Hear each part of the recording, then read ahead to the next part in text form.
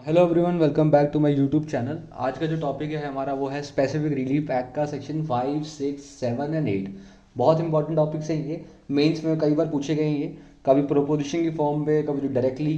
तो इसको अच्छे से पढ़ना। अगर कोई डाउट आता है ज़रूर पूछ लेना, क्योंकि ये थोड़ा सा टेक्निकल है लेकिन वैसे ईजी है। ओके, तो शुरुआत करते हैं हम। अपना पहला चैप्टर है हमारा चैप्टर नंबर 1, और टॉपिक का नाम है recovery of possession.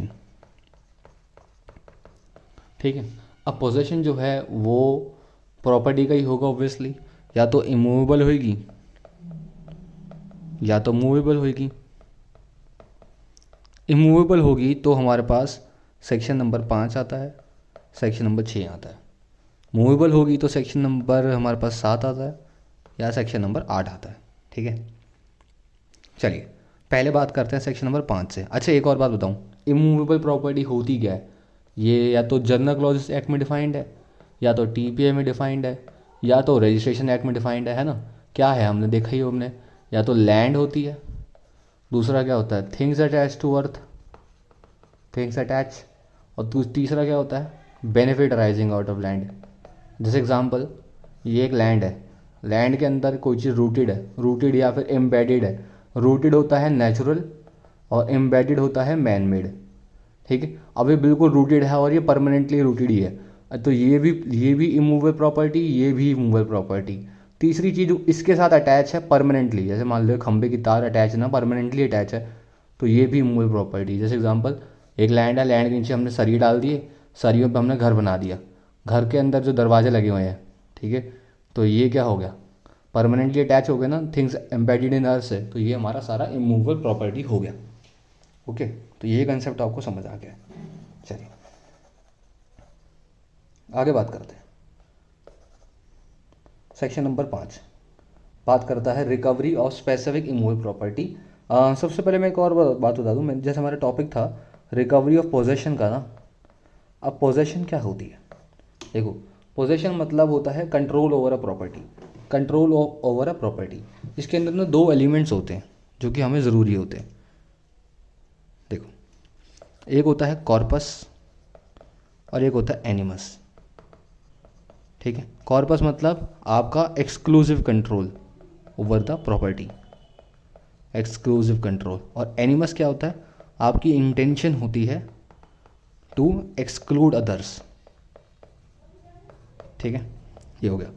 Okay, possession जो है ना, जिसके पास पोजेशन है उसको हम मान के चलते हैं कि he is the owner, he is the owner. Section 110 evidence act का कहता है कि एग्जाम्पल, अगर एक ए नाम का बंदा है और अगर बी नाम का बंदा है, अगर ए ने सूट फाइल करा है रिकवरी का, ठीक है, रिकवरी ऑफ पोजेशन का सूट फाइल करा है, और बी के पास है घर, तो हम तो लॉ तो इसको ही मान के चलेगा, प्रिज्यूम करके चलेगा कि he is the owner, he is the owner. अब ए के ऊपर है, ए के ऊपर बर्डन ऑफ प्रूफ है कि ये बात प्रूफ करे कि no, I am the owner, I have the better title. ठीक है, ये बात समझ आ गई? ओके, चलो कुछ थोड़ी बहुत एक्स्ट्रा बातें फिलॉसफी जो है पोजेशन से और ओनरशिप से जो है ना वो डील कर लेते हैं, क्योंकि ये थोड़ा सा अगर आप इंट्रोडक्शन में अगर आप बड़ा आंसर चाहते हो तो वहाँ पर काम आ जाती है। ठीक से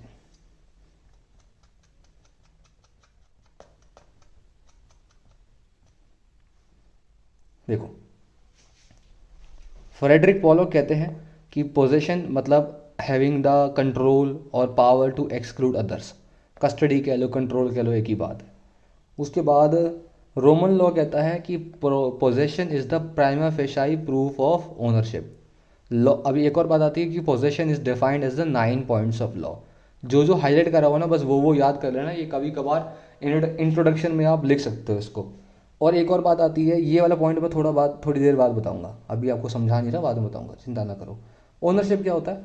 ownership basically right in RAM होता है, that the owner has against the rest of the world. आपके पास right in पर्सोनम, right in RAM, आपको पता ही होगा, दो चीज़ होती है ना। तो ओनरशिप क्या होता है? गाइस एक सेकंड, हाँ, तो right in rem right in personam होता है, right in rem against the whole world होता है, right in personam individual rights होती हैं जो कि प्राइवेट राइट्स होती हैं। तो ओनरशिप क्या हो गई, ओनरशिप राइट इन रेम होती है जो कि ओनर के पास है अगेंस्ट द होल वर्ल्ड। अब हॉलैंड कहते हैं कि ownership refers to having a complete control over thing. ये वाली बात याद कर लिया आपने। अब कंट्री कंप्लीट कंट्रोल का मतलब क्या है कि आप जैसे मर्जी डिस्पोज ऑफ करो, जिस मर्जी को ट्रांसफ़र करो, सारा राइट्स हैं आपके पास। ठीक है, तो ओनरशिप समझ गए आप, पोजेशन समझ गए। अच्छा, एक और क्वेश्चन आता है, पोजेशन जो है एक्वायर कैसे की जाती है। पोजेशन एक्वायर करने के ना 3 रास्ते हैं हमारे पास। How to acquire possession. एक आता है by the ownership, by way of ownership.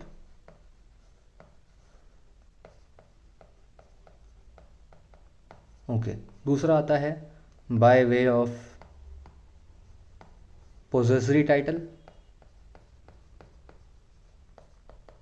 पोजेसरी title कैसे, जैसे मान लो licence, lease, rent, etcetera etcetera. और तीसरा आता है सेक्शन नंबर 27 लिमिटेशन एक्ट का। इसके अंदर क्या होता है आपको बताता हूँ, इसे हम कहते हैं एडवर्स पोजेशन।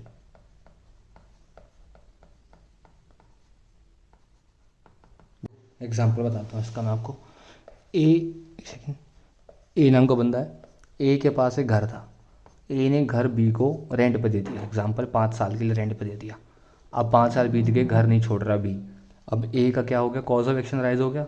अब ए चाहता है बी को डिस्पोजेस करना, तो उसके पास 12 साल का टाइम पीरियड है। 12 साल बीत गए, 12 साल बीतते गए, जिस दिन कॉज ऑफ एक्शन राइज हुआ इसकी पोजीशन क्या हो गई, एडवर्स पोजीशन हो गई। अब एडवर्स पोजीशन 12 साल तक था, कोई भी कुछ चक्कर नहीं हुआ, बी आराम से ओपनली पीसफुली, ठीक है, continuously, openly peacefully continuously position में था। ए ने सूट फाइल ही नहीं करा, इशू रेज ही नहीं करा, कोई कोई विद्रोह ही नहीं करा। तो अब क्या है कि बी बन जाता है ओनर। एडवर्स पोजेशन की वजह से बी ओनर बन जाता है और ए के सारे राइट्स खत्म हो जाते हैं। इसी चीज़ को हम कहते हैं प्रिस्क्रिप्शन। ठीक है, प्रिस्क्रिप्शन, लॉ ऑफ प्रिस्क्रिप्शन, जिसके अंदर रेमेडी भी चली गई, राइट भी चली गई। प्रॉपर्टी की राइट और प्रॉपर्टी की रेमेडी दोनों चलेगी, लेकिन शर्त क्या है कि बी नेक वी, नेक क्लैम और नेक प्रिकैरियो होना चाहिए। यानी कि जो ओपनली रहे, सॉरी यहाँ पर आएगा पीसफुली, यहाँ पर आएगा ओपनली और यहाँ पर आएगा कंटिन्यूसली। मतलब पीसफुली रहे और बोले, बी को क्या बोलना होगा कि सर ए ओनर था, मैं एडवर्स पोजीशन में रह रहा था, मैं आराम से रह रहा था, 12 साल बीत गए, ठीक है, 12 साल बीत गए, कंटिन्यूसली रह रहा था, कोई भी हमारा इशू राइज नहीं हुआ है। अब मुझे एडवर्स पोजीशन का हक मिलना चाहिए, मुझे मेरी प्रॉपर्टी दे दो। ठीक है, इसको और डिटेलिंग से हम जब लिमिटेशन एक्ट पढ़ेंगे तब डिस्कस कर लेंगे। ठीक है, तो ये था हमारा 3 तरीके से जब हम अपनी पोजीशन एक्वायर करते हैं। ओके, आगे बात करते हैं हम अपना मेन सेक्शन के ऊपर, recovery of specific immovable property. अब सुनना, देखो, recovery of specific immovable property. A person entitled, entitled कैसे, by way of ownership, by way of possessory title और by way of section 27 limitation act. ठीक है, entitled to the possession of specific immovable property. Immovable property कैसे होनी चाहिए, specific nature की होनी चाहिए, यानी कि आप उसको डिस्क्राइब कर पाओ कौन सी प्रॉपर्टी की बात कर रहे हो आप। प्लेंट में क्या लिखोगे आप कि ये प्रॉपर्टी है, स्पेसिफिक डिस्क्रिप्शन लिखोगे आप। तो इसको आप अपना डील कर सकते हो ऑर्डर नंबर 7 के साथ। ठीक है, may recover it in the manner provided by the CPC. अब सीपीसी में क्या मैनर है, simple by instituting a suit, institution of suit. अब इंस्टीट्यूशन ऑफ सूट के लिए पहले क्या होना चाहिए, सेक्शन 9 की कंडीशन। सेक्शन 9 क्या कहता है कि सिविल नेचर का हो, बाढ़ ना हो। ठीक है, बाढ़ ना हो, सिविल नेचर का हो। उसके बाद आप प्रोवाइड करते हो ऑर्डर नंबर 4। ऑर्डर नंबर 4 में क्या है कि आप प्लेंट की कॉपी लगाते हो, हर एक चीज़ लगाते हो। प्लेंट के लिए क्या होता है ऑर्डर नंबर 7। तो ये सारी चीज़ें जो होती हैं वो फुलफिल होंगी नेचुरली, जैसे ऑर्डिनरी सूट होता है ना, बिल्कुल वैसे ही आपने इंस्टीट्यूट करना है और आपका काम हो गया। समझ आ गया। तो ये हमारा था सेक्शन नंबर 5।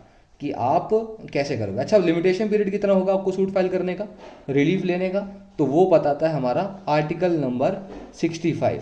लिमिटेशन पीरियड है आपके पास 12 साल का, 12 ईयर्स का लिमिटेशन पीरियड है, आप सूट फाइल कर सकते हो। ठीक है, ये देखो क्या लिखा हुआ ना, आर्टिकल 65 खोला हमने, for the possession of immovable property और any interest therein based on title, based on title. तो हमारा सेक्शन 5 क्या था, हम टाइटल के बेस पे लड़ रहे थे ना, चाहे ओनरशिप का टाइटल हो चाहे पोजेसरी टाइटल हो। तो हमारे पास कितना लिमिटेशन पीरियड है, 12 साल। और कब शुरू होगा, when the possession of the defendant becomes adverse to the plaintiff, यानी कि जिस दिन हमारा कॉज ऑफ एक्शन राइज हुआ है वहां से हमें 12 साल मिल जाते हैं। ओके, अच्छा चलो आगे देखते हैं। ये वाला पॉइंट तो आपको क्लियर हो गया। अब बढ़ते हैं हम अपना सेक्शन नंबर 6 के ऊपर। सेक्शन 6 को शुरू करने से पहले ना एक छोटी सी बात बता दूँ, शायद आपको पता ही होगी, वैसे तो आई एम श्योर आप जानते होगे। देखो, आपने सूट फाइल करा आपने कौन सा, ये पोजेशन लेने का, ठीक है, on the basis of title. कैसे सूट फाइल करा, सेक्शन 9 में देखा कि सिविल नेचर का है, फिर आपने सेक्शन 26 में देखा कि सूट इंस्टीट्यूट करना है। सूट इंस्टीट्यूट करने का प्रोसीजर क्या था, ऑर्डर 4 के अंदर।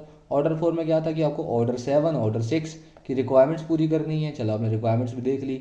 अब क्या हुआ, सूट इंस्टीट्यूट हुआ, उसके बाद डिग्री आई। डिग्री कैसे आएगी, ऑर्डर नंबर 20 बता रहा है, डिग्री आ गई। चलो डिग्री होने के बाद उसका क्या करोगे, आप एग्जीक्यूशन करवाओगे, और वो कहाँ लिखा हुआ है, ऑर्डर नंबर 21 के अंदर। और अगर कोई अपील करनी है तो वो अलग है, 41 42 43 44 45, ये सारे जो अलग सेक्शन ऑर्डर्स हैं। तो ये तो आपको पता ही है, ठीक है। तो अब शुरू करते हैं मेन अपना हमारा सेक्शन नंबर 6। चलिए अब बात करते हैं हम अपना सेक्शन नंबर 6 के बारे में। देखो सेक्शन नंबर 6 बात करता है हमारा suit by person dispossessed of immovable property. देखो, if any person is dispossessed, any person, क्या यहाँ पे लिखा हुआ है कि पर्सन एंटाइटल्ड होना चाहिए, नहीं लिखा है यहाँ पर। यहाँ पर तो लिखा कोई भी पर्सन को अगर आप डिस्पोजेस करते हो बिना उसके कंसेंट के, कोई भी बंदा हो सकता है ट्रेसपासर ही क्यों ना हो, ठीक है। If any person is dispossessed without his consent, और इमूवेबल प्रॉपर्टी से डिस्पोजेस कर रहे हो आप, और otherwise then in due course of law. आप देखो डिस्पोजिशन करने के दो रास्ते होते हैं, एक तो कानूनी रास्ता होता है और एक गैर कानूनी रास्ता होता है। गैर कानूनी रास्ता में क्या करोगे, आप उसको घर से निकाल दोगे, ताला लगा दोगे, गुंडागर्दी करोगे, धक्के मार कर निकालोगे। और कानूनी रास्ता ये है कि आप सूट फाइल करोगे इजेक्टमेंट का, और आप ट्रेस पासिंग का सूट फाइल करोगे, जो भी चीज़ करोगे। आप लॉ को अपने हाथ में नहीं ले सकते। तो अगर आप लॉ को हाथ में लोगे तो फिर लॉ आपको सबक सिखाएगा। देखो यहाँ पे क्या लिखा हुआ है, otherwise then in due course of law, अगर आपने करा, ठीक है, ही और any person through whom he has been in possession और any person claiming through him. देखो यहां पे बताता हूं, ए नाम का बंदा था, ए नाम का बंदा एक घर में रह रहा था, ठीक है, ये मान लो टीनेंट था एग्जाम्पल, ठीक है, टीनेंट था। अब क्या हुआ कि कोई भी बी नाम का बंदा आया, अब जरूरी नहीं है कि कोई भी हो सकता है, ये बंदा ओनर नहीं है जरूरी, इस बंदे को इसने डिस्पोजेस कर दिया। अब ए नाम के बंदे को जो घर दिलाया था वो या तो ब्रोकर ने दिलाया था, या फिर मकान मालिक ने दिलाया होगा, लैंडलॉर्ड हो सकता है या ओनर हो सकता है, कोई तो हो ही सकता है। तो यहाँ पर लिखा हुआ है through whom he has been in possession, ये ब्रोकर की वजह से ही पोजेशन में आया था, या फिर और any person claiming through him, ठीक है। अब ये लोग क्या कह रहे हैं कि इनकी वजह से पोजीशन में आया ना ये, तो ये तो सूट फाइल करेगा ही करेगा कि मुझे डिस्पोजेस करा है। इसकी जगह चाहे तो ये दोनों भी कर सकते हैं, सूट फाइल कर सकते हैं कि आपने हमारे किराएदार को घर से कैसे निकाला, ठीक है, आपने हमारे क्लाइंट को घर से कैसे बाहर निकाला, हमने उसको पोजीशन दिलवाई थी, आप बताओ, हमसे बात करो ना, आप उसको डिस्पोजेस कैसे कर सकते हो, और डिस्पोजेस कर भी रहे हो तो ड्यू कोर्स ऑफ लॉ क्यों नहीं ले रहे, ठीक है। तो यहाँ पर ये है, ये जो चीज़ आई है ना, ये ब्रैकेट में जो चीज़ लिखी हुई है, ये 2018 के अमेंडमेंट एक्ट से आई है। इसके बारे में अच्छे से अभी हम डिटेलिंग में बात करने वाले हैं थोड़ी देर में। Okay, now by suit recover the position thereof not standing any other title that may be set up in such suit. भले ही कोई भी टाइटल हो, मेरा सामने वाला बंदा ओनर ही क्यों ना हो, कोई मर्जी बंदा हो, आप ट्रेसपासर हो, सामने वाला ओनर है, सामने वाले ओनर के पास बेटर टाइटल है, सुपीरियर टाइटल है आपसे, आपके पास टाइटल भी नहीं है, तो भी आप पोजेशन का सूट फाइल कर सकते हो, क्योंकि उस बंदे ने जो है वो कानून का सहारा नहीं लिया, उसने ड्यू कोर्स ऑफ लॉ का सहारा नहीं लिया, ठीक है। देखो अब यहां से शुरू करते हैं। Section 6 of SRA speaks of recovery of possession not on the ground of title but on the basis of prior possession. The plaintiff in this suit is simply required to prove that he was in the possession of the suit property wherefrom he was ousted without due process of law। उसको simple एक बात prove करनी है कि भैया मैं यहाँ possession में था और मुझे इन बंदों ने डिस्पोजेस कर दिया बिना लॉ का सहारा लिए। ठीक है, the purpose of section 6 is to discharge unlawful dispossession as all disputed rights are to be decided by the due process of law. जो आपने अनलॉफुली डिस्पोजेस करा इस बंदे को, हम उसके खिलाफ है। आपने कानून का सहारा क्यों नहीं लिया? आपने ड्यू प्रोसेस ऑफ लॉ का सहारा लेते तो फिर हम आपको कोई कुछ नहीं कहता है ना। आप जो हमारा प्लेंटिव है वो सूट फाइल ही नहीं कर सकता था, क्योंकि यहाँ तो ड्यू प्रोसेस ऑफ लॉ का सहारा लिया है। लेकिन आपने तो लॉ को अपने हाथों में लिया है, तो उसका सबक सिखाने के लिए हमने ये सेक्शन 6 बनाया। Section 6 does not in any way contemplate any inquiry into title. आपका टाइटल जो मर्जी हो, उससे कोई फर्क नहीं पड़ता। आपने इस बंदे को घर से कैसे निकाला, वो भी ड्यू प्रोसेस ऑफ लॉ का सहारा क्यों नहीं लिया आपने उस टाइम। ठीक है, when trying suits under that section the court should strictly confine itself to the evidence of possession and possession only. आपको प्लेंटिव की बस यहाँ पर एक ही चीज पूछनी है कि आप मुझे ये प्रूव करो कि आप इस घर में रह रहे थे, और आपको ड्यू प्रोसेस ऑफ लॉ के बिना, otherwise then due process of law जो है आपको निकाला गया। इस सेक्शन के ऊपर कोई अपील नहीं होती, कुछ नहीं होता, रिव्यू वगैरह भी नहीं होता।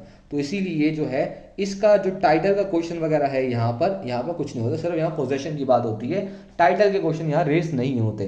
सिर्फ ये बात होती है कि मेरे को पोजेशन से निकाल दिया और इन्होंने ड्यू कोर्स ऑफ लॉ का सहारा नहीं लिया। The summary remedy in case of dispossession is provided by section 6 of SRA। अब essential elements देख लेते हैं section 6 के।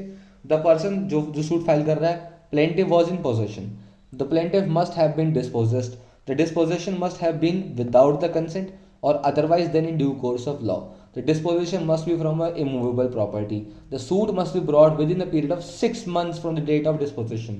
देखो यहाँ पर अब बेरेक पे वापस चलते हैं। देखो यहाँ क्या लिखा होता है, no suit under this section shall be brought after the expiry of 6 months. तो पीरियड ऑफ लिमिटेशन कितना है यहाँ पर प्रोवाइड कर रखा है जो आपको, वो है 6 मंथ्स का। ठीक है, 6 मंथ्स का टाइम पीरियड है। आगे देखते हैं इसके बाद क्या लिखा हुआ है, no suit under this section can be brought against the government. तो आप गवर्नमेंट के खिलाफ जो है ये सूट फाइल नहीं कर सकते। अगर गवर्नमेंट ने आपको without any due process of law भी अगर आपको डिस्पोजेस करा है, तो फिर तो भी आप सेक्शन 6 का सहारा नहीं ले सकते। ना ही इसकी अपील हो सकती है, ना ही इसका रिव्यू हो सकता है। ठीक है, यही बात देखो आगे लिखी हुई है, no suit under this section shall be brought against the government and after the expiry of 6 months। And third point, no appeal shall lie from any order और any decree passed in any suit instituted under this section nor shall any review of any such order और decree be allowed. ना तो appeal हो सकती है, ना ही review हो सकता है। अगला क्या लिखो, nothing in this section shall bar any person from suing to establish his title to such property and to recover the possession thereof. एक बार पोजेशन दिलवा दी हमने, 6 महीने के अंदर अंदर पोजेशन दिलवा दी। अब वो बंदा क्या करेगा, वो बंदा सेक्शन 5 का सहारा लेगा। डिफेंडेंट जो बेसिकली ओनर है इस केस के अंदर, जो वो सेक्शन 5 का सहारा लेगा और सेक्शन 5 का सहारा लेने के बाद अपना टाइटल प्रूव करेगा और ओनरशिप ले लेगा। सिंपल सी बात है। तो 2 सूट फाइल हो जाएंगे। एक तो हमारा पहला जो जिसको डिस्पोजेस करा आपने उसको पोजेशन दे देंगे, काम खत्म हो जाएगा। उसके बाद क्या होगा, आप दूसरा जो सूट फाइल होगा वो सेक्शन 5 पे होगा। सेक्शन 5 पे क्या करेगा, डिफेंडेंट जो कि ओनर है वो अपना टाइटल प्रूफ करेगा और टाइटल प्रूफ करके और वो ओनरशिप ले लेगा, पोजेशन भी ले लेगा। ठीक है, ये तो हो गया क्लियर। अब 2018 अमेंडमेंट का एक बार देख लेते हैं। The 2000 amendment has widened the scope of section 6 as to who can file the suit for recovery of possession. Earlier, the person who has been dispossessed or any person claiming through him could file a suit for possession once the tenant in possession was dispossessed। पहले क्या होता था कि जो person जिसको dispossess करा है या फिर वो बंदा जो उसके नीचे से क्लेम कर रहा है, सिर्फ वो ही ले पाते थे। अब यहाँ पर क्या, जिसने उसको पोजेशन में डाला है ना, वो बंदा भी जो है सूट फाइल कर सकता है कि आपने मेरे किराएदार को कैसे निकाला। ठीक है, now the title holder can file the suit for possession under this provisions even if the tenant was dispossessed. आपको जो मैंने अभी जितनी भी बातें बताई हैं उनके लिए कोई केस लॉ चाहिए तो बस ये केस लॉ डाल देना, ITC limited versus Adarsh cooperative housing society limited. Same बात जितना मैंने अब तक सारा बताया ना आपको, वही सारी बात सेम कर रखी है इसके अंदर और कुछ नहीं कर रखा। ठीक है, चलिए आगे शुरू करते हैं। एक और केस आया था, possession on date of dispossession is sine qua non. Possession होना बड़ा ज़रूरी है इसके अंदर। रमेश चंद्र कोयरी वर्सेस चंदन कोयरी। इसके अंदर क्या बोलता है, it was held that section 6 of SRA provides a special and speedy remedy for a particular kind of grievance to replace in possession a person who had been evicted from the immovable property otherwise than by process of law. ठीक है, therefore possession of the plaintiff over the immovable property at the date of dispossession is the condition precedent to invoke the jurisdiction of section 6. ठीक है, investigation into the title is irrelevant here. अगर आप title के लिए investigation करोगे तो वो irrelevant हो जाएगी. ठीक है, उसके बाद क्या आता है, case Kundan Lal versus Kamaruddin. If the plaintiff was able to establish tenancy in its favor in respect of suit property, while defendants only able to establish a tenancy in respect of another plot of land, not suit property, the plaintiff is entitled to degree of possession in his favor. छोड़ो, फालतू का case है, कुछ नहीं. देखो, अब question आया कि क्या ट्रेसपासर सेटल्ड पोजीशन का क्लेम ले सकता है क्या, क्या उसको वो सेक्शन 6 में जा सकता है क्या? हाँ, अगर ट्रेसपासर सेटल्ड पोजीशन में है तो वो अपना पोजीशन का क्लेम ले सकता है. बर्डन ऑफ प्रूफ उसके ऊपर होगा कि वो सेटल्ड पोजीशन में था एट द टाइम जब उसको डिस्पोजेस करा गया था. ठीक है. अच्छा, क्वेश्चन आता है कि सेटल्ड पोजीशन की क्या एसेंशियल इंग्रेडिएंट्स होते हैं. The position must B actual physical position for a sufficient long point. देखो, अगर आप एक्चुअली फिजिकली बाहर रह रहे हो, लंबे समय से रह रहे हो, तो यानी कि इसका मतलब क्या है कि आप एक सेटल्ड पोजीशन में हो. अब पोजीशन जो है वो अफेक्टिव होनी चाहिए और अनडिस्टर्ब होनी चाहिए. कोई ऐसा ना हो कि आपकी पोजीशन के ऊपर बाधा डाल रहा हो, आप आराम से पीसफुली इंजॉय कर रहे थे अपनी पोजीशन को. Such position must be in the knowledge of the owner और without any attempt of concealment by the trespasser. ठीक है, तो यहाँ पर क्या है कि सेटल्ड पोजीशन तब होती है जब ओनर को पता है कि आपके लैंड, उसके लैंड पे आप रह रहे हो, और या फिर ऐसा कोई, मतलब इसमें क्या होता है कि आप कंसीलमेंट नहीं करते ना, आप अटेम्प्ट करते हो कंसीलमेंट करने का. अगला पॉइंट क्या है कि the position must contain the element of animus possidendi. ये तो आपको पता ही है कि आपके पास मेंटल इंटेंशन होनी चाहिए टू एक्सक्लूड द अदर्स. अब क्वेश्चन आया कि सेक्शन 6 और बाकी जो नॉर्मल सूट होते हैं उसमें क्या फ़र्क है. देखो, सेक्शन 6 आपको एक स्पेशल प्रिविलेज देता है. आपको सिर्फ यहाँ पे एक बात प्रूव करनी है कि जी मैं प्रीवियस पोजीशन में था, इन बंदों ने मुझे without due course of law dispossess करा, मुझे पोजीशन चाहिए. ठीक है, बस ये बात प्रूव करनी है, कोई टाइटल की बात नहीं, कोई कुछ नहीं है. बाकी नॉर्मल केस में क्या होगा, आपको टाइटल प्रूव करना पड़ेगा, फिर जिसके पास बेटर टाइटल होगा वो जीत जाएगा, है ना. तो यहाँ पर क्या है, समरी प्रोसीजर है बस. और समरी प्रोसीजर है, अपील भी नहीं है, रिव्यू भी नहीं है, कुछ नहीं है, समरी प्रोसीजर है. यहीं बात खत्म हो जाएगी. 6 महीने का टाइम पीरियड होता है आपके पास सूट फाइल करने के लिए. बस आपको ये प्रूव करना है कि I was in possession and I was dispossessed by the defendant and it was not according with the law and I have made a suit within 6 months. ठीक है. Okay, no question of title either of plaintiff or of defendant shall arise in this case. अब एक और बात आती है, article 64 जो है लिमिटेशन एक्ट का, वो कहता है कि 12 साल का टाइम पीरियड आपके पास from the dispossession for possession of immovable property based on possession and not on title when the plaintiff while in possession of the property has been dispossess. अगर प्लेंटिफ जो है डिस्पोजेस कर दिया गया है तो उसके पास पोजेशन में आने के लिए 12 साल का टाइम पीरियड है. लेकिन हमारे यहाँ पे जो अगर आपको जो हमने पढ़ा अभी उसमें 6 महीने का टाइम पीरियड था. तो सवाल ये होगा कि कौन सा टाइम पीरियड फॉलो करें हम, क्या हम लिमिटेशन लॉ का पीरियड फॉलो करें या फिर हम अपना ये SRA का टाइम पीरियड फॉलो करें.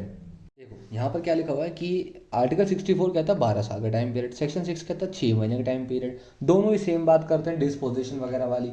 बस यहाँ पे एक फ़र्क आ जाता है कि जब सेक्शन 6 में जब आप 6 महीने की बात करते हो ना, तो प्लेंटिफ ना डिफेंडेंट कोई भी बंदा टाइटल का क्वेश्चन रेज नहीं कर सकता. लेकिन अगर आप यहाँ पर जाते हो, इस आर्टिकल 64 का सहारा लेते हो, तो 12 साल का टाइम पीरियड तो है आपके पास. लेकिन इस केस में अगर डिफेंडेंट टाइटल का क्वेश्चन रेज करेगा तो फिर आपको के पास राइट आ जाएगा कि आप प्लेंटिफ होकर टाइटल का क्वेश्चन रेज कर सकते हो. ठीक है, लेकिन वहाँ पर डिफेंडेंट जो है टाइटल का क्वेश्चन रेज कर सकता है, तो ये बात याद रखना. ठीक है. हाँ, तो ये था हमारा प्रॉपरली. अब एक बार आर्टिकल 65 बताता हूँ आपको मैं. आर्टिकल 65 देखो यहाँ पर क्या लिखा हुआ है कि इधर क्या था, आप टाइटल के ऊपर सवाल लाते हो. यहाँ पर क्या था कि आपको डिस्पोजिशन कर दिया है इसलिए आप जा रहे हो. ठीक है, दोनों में ही टाइम पीरियड 12 साल का टाइम पीरियड है. ये एक्सप्लेनेशन पढ़ने की कोई ज़रूरत नहीं है आपको, फालतू की एक्सप्लेनेशन है और आपका कोई भी इससे कोई दूर दूर से लेना देना नहीं है. ठीक है, तो यहाँ तक हमारा जो है टॉपिक कवर हो गया है SRA का सेक्शन 5 एंड सेक्शन 6. अगली बार हम सेक्शन 7 एंड सेक्शन 8 पढ़ेंगे. आई होप आपको लेक्चर समझ आया होगा. अगर आपको फिर भी कोई डाउट है तो आप ज़रूर पूछिएगा. तो thank you and have a nice day.